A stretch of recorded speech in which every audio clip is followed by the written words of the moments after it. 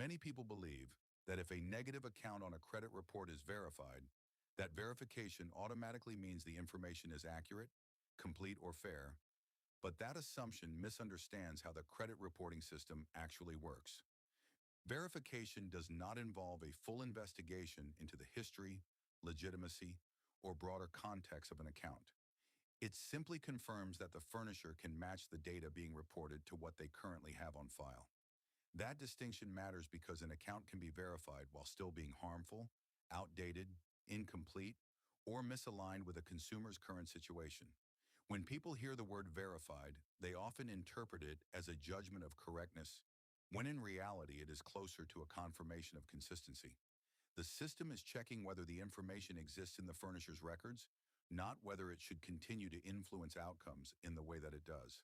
This misunderstanding leads many consumers to believe that a verified account represents a final answer, when it is really just a procedural checkpoint.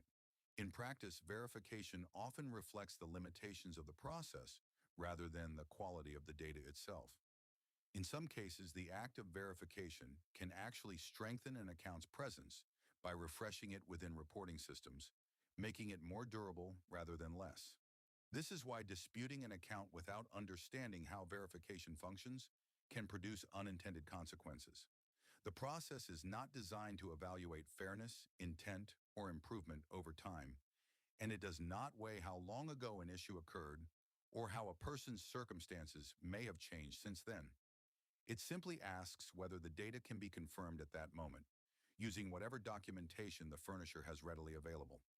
This is also why two people can dispute similar accounts and receive different results, even when both follow the same steps and both believe the information is inaccurate. Outcomes depend on timing, internal documentation, reporting behavior, and systems that are not visible to consumers. When people assume verification equals accuracy, they often respond emotionally to the result, either by giving up entirely or by escalating disputes repeatedly without a clear understanding of what they are trying to achieve. Over time, this cycle creates frustration and confusion, not clarity. A more useful approach is to understand verification for what it is, a limited confirmation process, not a judgment or endorsement.